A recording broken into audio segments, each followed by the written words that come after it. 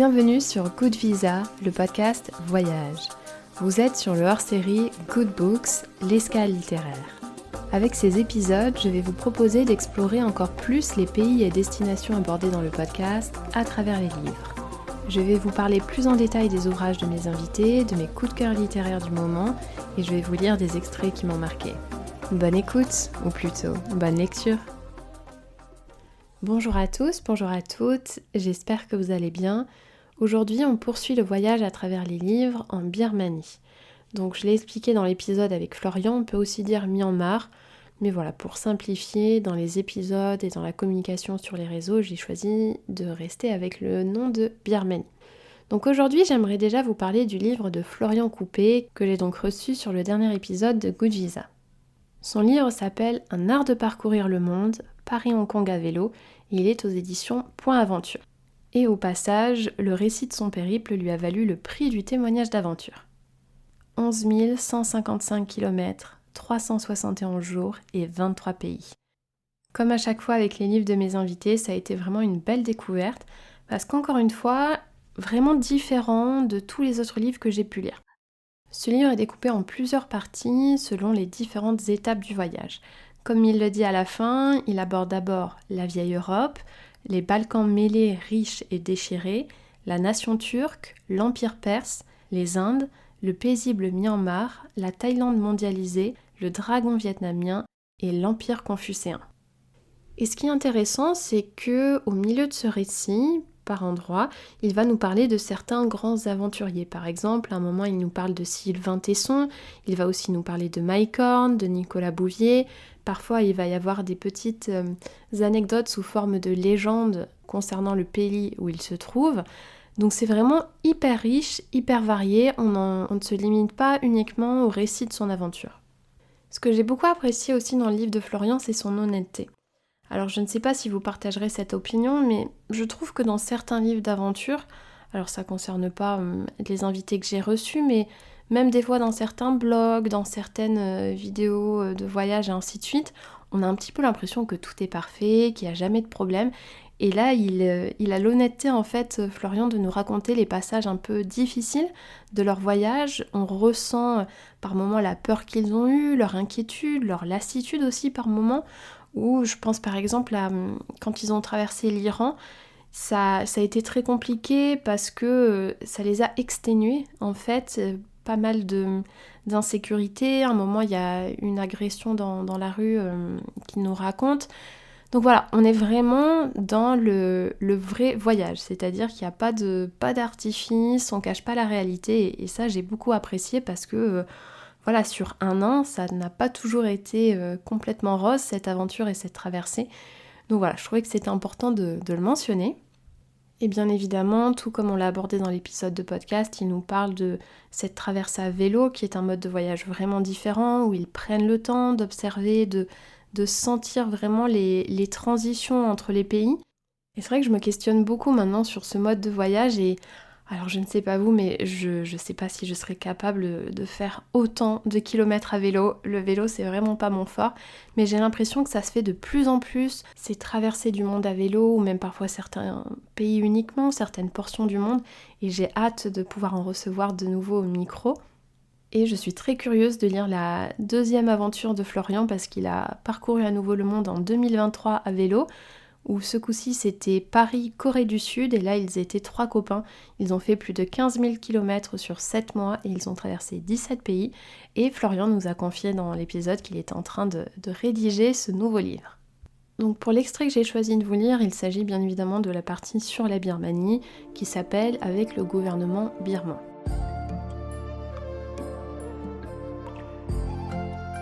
Bientôt dans la côte, il n'est plus du tout possible de pédaler. Même avec un rapport réduit, petit pignon et grand plateau. L'adhérence fait défaut dans la poussière. Nous nous retrouvons à pousser notre lourde monture en essayant de ne pas glisser nous-mêmes sur le sable. C'est dans ces moments-là que se mesure chaque gramme d'un vélo et chaque mètre d'un chemin. Dans ces petites montagnes russes, nos réserves d'eau se retrouvent bientôt à sec. Régulièrement, l'un demande à l'autre « Ça va ? Il te reste de l'eau ?» Chacun ment. Un peu. Au fond de la dernière bouteille, comme pour conjurer le sort, on garde une ultime gorgée, que l'on sait insuffisante et qu'on ne boira pas. C'est à peine si un scooter nous double, alors que nous espérions voir cette piste empruntée par des camions et des 4x4. Tout le reste de la journée nous est nécessaire pour, avec des réserves d'eau épuisées, passer les collines qui nous barrent le chemin. Au sommet, il nous suffit d'embrasser d'un seul regard l'horizon pour découvrir l'immense verdure que nous avons à parcourir. Enfin, au bout de la descente, nous trouvons une bicoque vendant des bouteilles d'eau et des sodas. La forêt n'est pas vide puisqu'un véhicule est venu ici entreposer quelques stocks de boissons. Dans les maisons, 2 familles nous assurent que nous avons le temps de rejoindre le prochain village avant la nuit, à un certain nombre de kilomètres, nombre indéterminé. Lorsque vient le soir, il devient clair que nous ne l'atteindrons pas. Nous avons de nouvelles réserves d'eau, certes, mais peut-on dormir dans la forêt ? Nous n'avons même pas de tente convenable pour nous isoler des bestioles qui la peuplent, sans compter que la piste devient de plus en plus défoncée. Dans certains méandres de la route, une parcelle déboisée est retournée en tous sens, sans que l'on sache vraiment s'il s'agit d'une récolte de bois, le défrichage d'une aire de stationnement ou un chantier d'orpaillage. Quand nous voyons un camion qui s'affaire, avec une demi-douzaine d'ouvriers sur l'une de ces parcelles, remplissant la benne avec de l'eau, nous nous empressons de monter dedans. Alors que la nuit est tombée, notre étrange équipage fait halte dans une nouvelle cabane au milieu de la forêt, occupée par une famille avec 2 enfants et 3 ouvriers. Au milieu de la jungle, seule la télévision relie les bambins au monde extérieur. L'expression « au milieu de nulle part » prend ici toute sa profondeur. C'est le genre de coin où tout pourrait mal tourner si nous faisions une mauvaise rencontre. Sous le préau, nous partageons un plat de riz et des lentilles avec les parents, la grand-mère et les ouvriers. Ce soir-là, nous dormirons dehors, sous l'auvent, juste à côté des travailleurs qui se coucheront sur les bancs où nous avons mangé. Je serai allongée entre eux et Laura, mais elle n'est pas bien rassurée par cette situation. La présence des femmes et des enfants reste un gage de sécurité lorsque nous nous endormons dans la nuit la plus noire que nous n'ayons jamais connue. C'est peut-être ça, une bonne définition de l'aventure.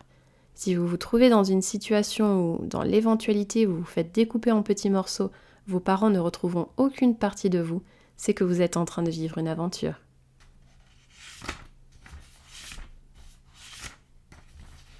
Dans les shops, une femme et ses 2 filles tuent le temps en faisant des dessins, sans attendre beaucoup de clients à cette heure tardive. En nous voyant, elles s'empressent de nous accueillir et de nous offrir de dormir sur le lit à sieste situé dans l'arrière-boutique. Après avoir posé nos affaires, nous nous élaçons avec une bonne douche. En Birmanie, tout le monde se lave au baquet, à la ville comme à la campagne. Pour se doucher, hommes et femmes portent le longi, un long sarong en tissu léger. Les femmes le nouent sous les aisselles, les hommes sur la taille. Douché habillé, on passe d'un longi à un autre pour reprendre sa vie quotidienne. Si le paysage se dessèche, l'eau ne manque pas. C'est comme ça que nous nous lavons depuis que nous sommes rentrés dans le pays. Avec les longuis prêtés par notre hôtesse, nous nous aspergeons à grande volée. Reposés, restaurés, nous babillons avec la maisonnée, qui ne comprend rien à ce que nous disons, en regardant les dessins des filles ou en faisant des colliers avec les perles que Laura garde toujours à portée de main. Plus tard, les maris font leur apparition, accompagnés d'un policier et d'un professeur qui parle sommairement anglais. L'agent porte son longi attaché sous sa grosse bedaine et affiche sa trône des mauvais jours. Il nous enjoint de venir dormir au poste pour notre sécurité. Déjà installés et préférant de loin la compagnie de cette charmante famille à celle des soudards du shérif, nous préférons décliner l'invitation. Sortant un carnet graisseux, il recopie scrupuleusement nos identités et s'en retourne, en indiquant qu'il se fait juste du souci pour notre bien-être. Concernant les suggestions de lecture pour prolonger le voyage en Birmanie et continuer à découvrir ce pays, je vais pas vous mentir, c'était plus compliqué que d'habitude et que pour les autres pays. En fait, je pense que c'est aussi en partie lié au fait que depuis des mois, des années, le pays est complètement fermé à l'étranger. C'est de plus en plus compliqué pour les journalistes d'aller sur place, c'est même impossible en ce moment.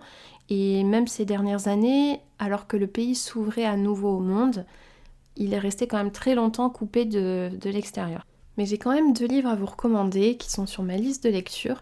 Ce sont 2 livres de l'auteur allemand Jan Philipp Senker aux éditions Le Livre de Poche.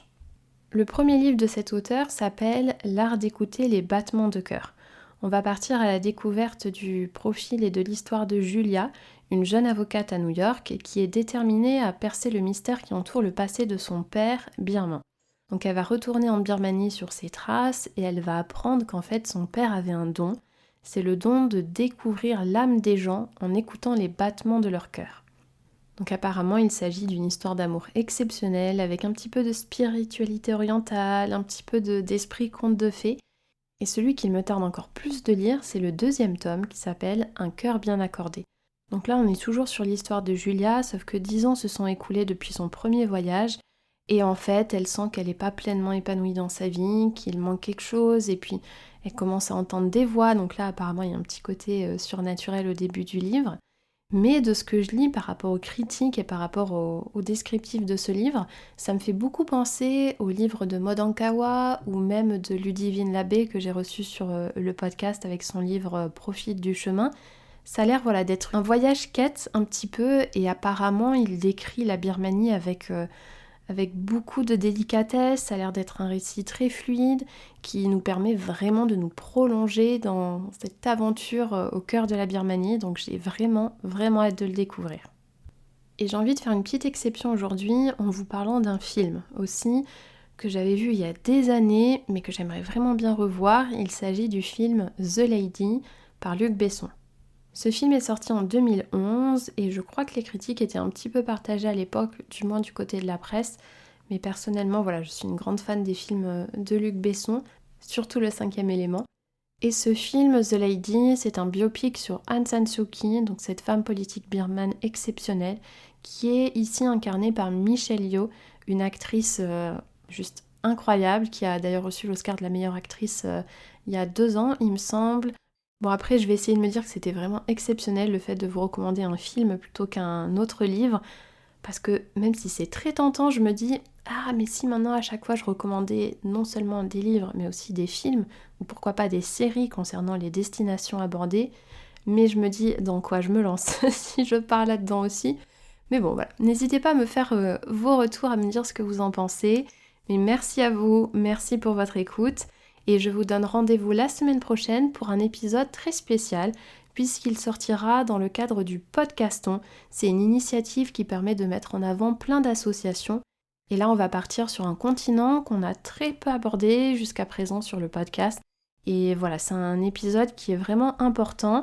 Donc je compte sur vous. Et d'ailleurs, je me répète souvent à la fin des épisodes, mais n'hésitez pas à me faire vos retours, que ça soit sur Apple Podcast, vous avez la possibilité de laisser 5 étoiles et même un avis. Parce que je sais qu'il y a beaucoup d'utilisateurs d'iPhone qui sont pas au courant qu'il y a une application spéciale podcast sur leur téléphone.